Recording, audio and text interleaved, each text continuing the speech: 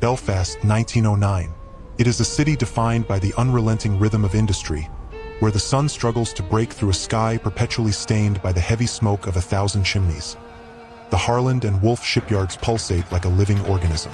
Every day, thousands of men pass through the gates, their gaze downcast and their steps heavy.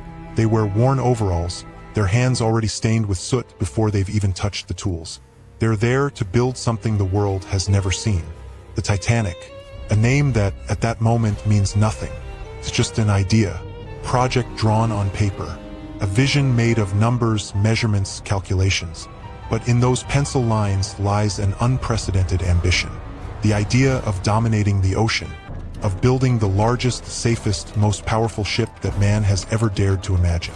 To understand this ship, one must first understand the world that necessitated her creation. The early 20th century was not merely a period of technological innovation. It was an era defined by an intense, almost gladiatorial competition between European powers.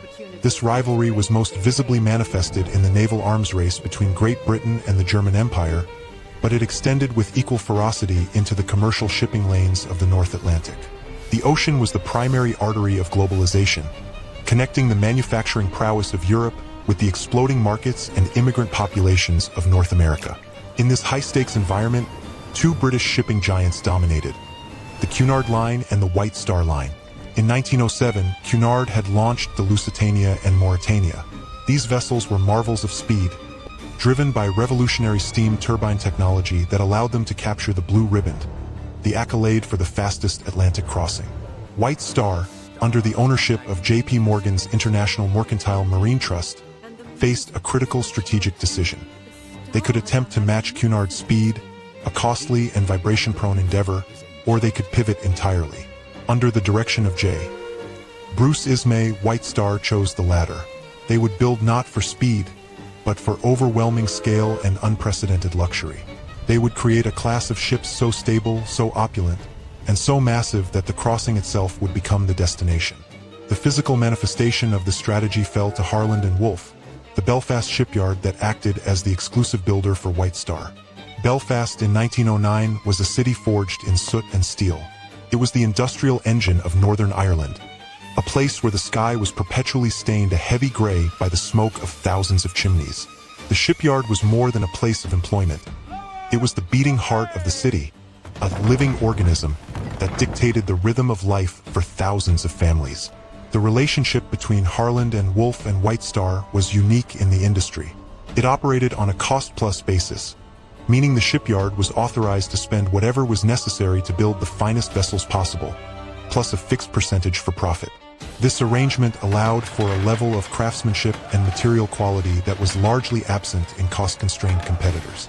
On March 31, 1909, the construction of the Titanic officially commenced. The site of her birth was slipway number 3 in the Queen's Yard. To accommodate the Titanic and her sister ship, the Olympic, Harland and Wolff had constructed the massive aerial gantry. This spiderweb of steel and timber weighed 6,000 tons and dominated the Belfast skyline, a cathedral of industry under which the Leviathans would take shape. The work is incessant, slow, tiring, noisy. The steel is bent, welded, forged. Every piece requires strength, precision, and sacrifice. The workforce that built the Titanic numbered approximately 15,000 men. These were the Black Squads, riveters, platers, caulkers, and drillers, who worked 49-hour weeks in conditions that were physically punishing and inherently dangerous. They arrived at the gates each morning in a sea of flat caps and worn overalls, their hands permanently stained with the grease and coal dust of their trade. The construction process was a testament to the brute force of Edwardian engineering. The ship's keel, the backbone of the vessel, was laid down first. From this spine, the ribs of the ship, the massive steel frames, were erected. The plating of the hull required over 3 million rivets. These were not driven by machines, but by handheld pneumatic hammers or, in many cases, by three-man squads swinging sledgehammers. Boys, known as catchers, would heat the rivets in portable furnaces until they glowed cherry red, then toss them with tongs to the holders up, who would jam them into the pre-drilled holes for the riveters to flatten. The noise was deafening, a symphony of hammers that could be heard across the city. The danger was constant. During the construction of the Olympic-class ships, there were hundreds of accidents. The ethos of the time accepted a certain human sacrifice as the cost of progress. It was a grim statistical rule of thumb that for every £100,000 spent on a large construction project, one life would be lost. The Titanic maintained this dark ratio. By May 1911, the hull was complete. It was a hollow steel shell, painted black, standing like an artificial mountain against the skyline. It weighed 24,360 tons, the heaviest object ever moved by man up to that point. Then comes the long-awaited moment. On May 31, 1911, the launch occurs. The scale of the event was commensurate with the ship. Over 100,000 spectators lined the banks of the Lagan and the surrounding wharves. Special grandstands were erected for dignitaries, and the press buzzed with rumors of the ship's unsinkable nature, a term that was technically practically unsinkable in trade journals but hyperbolized by the public imagination. The mechanics of the launch were terrifyingly simple yet fraught with risk. The immense weight of the hull rested on hydraulic triggers. At the signal, these triggers were released, and the ship slid backward down the slipway, lubricated by 22 tons of soap, tallow, and train oil. As the hull gathered momentum, reaching a speed of 12 knots, drag chains weighing hundreds of tons were deployed to break her entry into the water. Contrary to popular belief, there was no bottle of champagne smashed against the bow. White Star Line tradition dictated that a launch should be a serious, businesslike affair. She simply slid into the water, a perfect, silent machine, greeted by the roar of sirens and the cheers of the workforce. It's official. The giant is born. But the real story has not yet begun. In the following months, the ship is completed, refined, prepared for its maiden voyage. No one yet truly knows her. Once afloat, the Titanic was towed to the fitting-out wharf, where the installation of her internal organs began. The propulsion system selected by Thomas Andrews and his team was a hybrid design, a compromise between raw power and fuel efficiency. The ship featured two massive reciprocating steam engines, each standing 4 stories high and weighing over 1,000 tons. These drove the 2 outer wing propellers. The waste steam from these engines was not vented. Instead, it was fed into a low-pressure Parsons turbine, which drove the central propeller. This system allowed the Titanic to generate 46,000 registered horsepower and potentially up to 59,000, while maintaining a service speed of 21 knots. Powering this system were 29 boilers containing 159 furnaces. The ship's appetite for fuel was voracious, consuming between 600 and 825 tons of coal per day.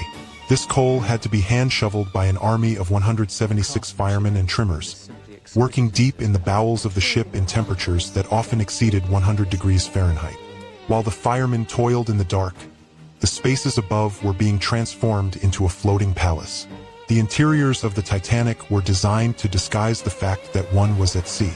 The vibration of the engines was minimized, the smell of the ocean excluded, and the visuals modeled after the finest hotels of London and Paris. The centerpiece of the ship was the forward grand staircase, extending from the boat deck down to E-deck. Constructed of polished English oak in the William and Mary style, it was surmounted by an exquisite wrought iron and glass dome that flooded the space with natural light. At the landing of a deck, the famous Honor and Glory crowning time clock was installed, a relief carving flanked by allegorical figures. The first-class lounge on a deck was modeled after the Palace of Versailles, featuring intricate boiseries and a large marble fireplace. The smoking room, a male preserve, was paneled in mahogany with mother-of-pearl inlays and stained glass windows depicting maritime scenes. The veranda cafe and palm courts offered a simulation of an English garden, complete with wicker furniture and ivy-covered trellises.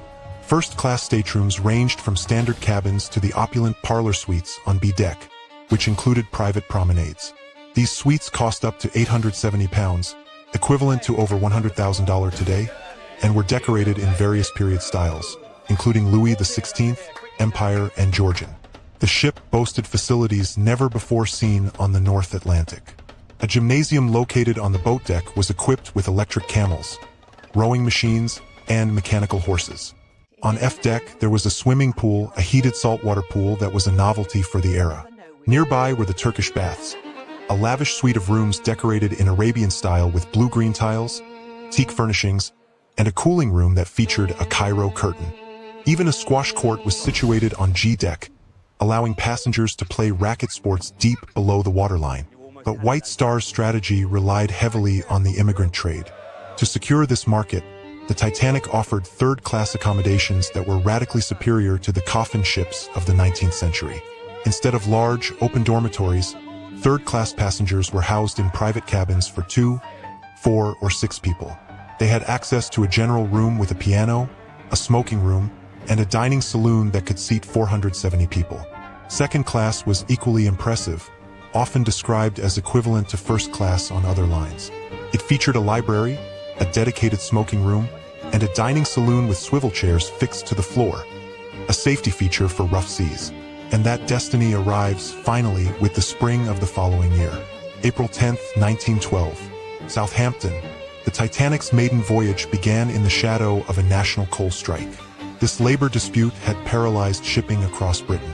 To ensure the Titanic could sail, White Star had to cannibalize coal from other IMM ships docked in Southampton, transferring fuel and many crew members to the new flagship. This circumstance meant that the Titanic was one of the few ships leaving port, ensuring she was packed with passengers and cargo. On the morning of April 10th, crowds gathered at Southampton's White Star dock. The atmosphere was one of festivity mixed with the chaotic logistics of boarding 2,200 people and tons of luggage. The ship was commanded by Captain Edward J. Smith. At 62, Smith was the millionaire's captain, a man of immense experience and social grace. While it is often claimed this was his retirement voyage, contemporary evidence suggests he may have planned to stay on until the Gigantic was launched, though the Titanic was certainly the capstone of his career. At noon, the Titanic cast off.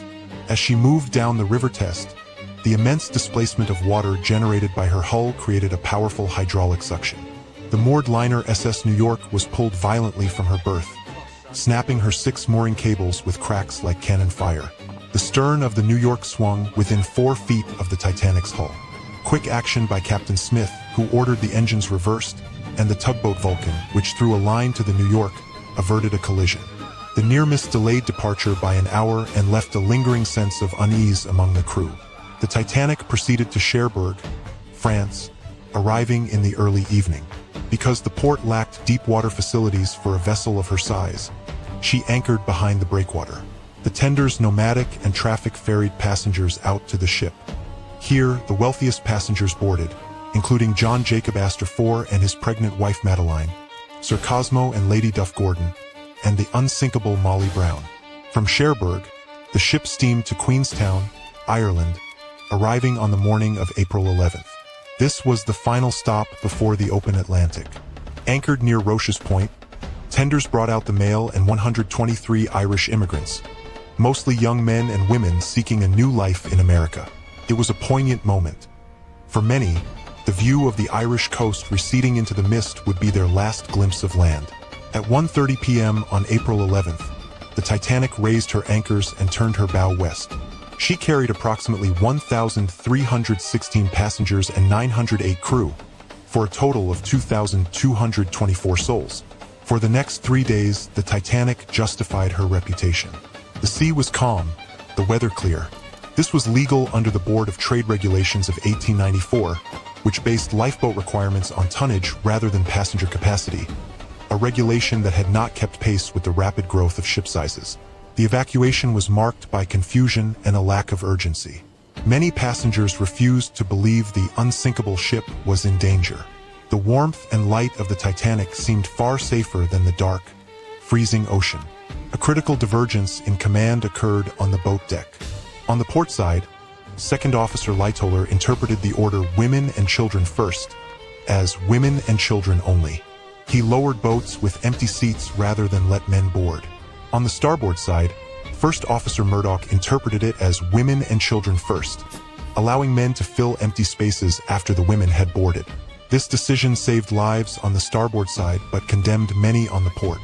As the slant of the deck increased, the atmosphere shifted from confusion to terror. The ship's orchestra, led by Wallace Hartley, assembled on the boat deck.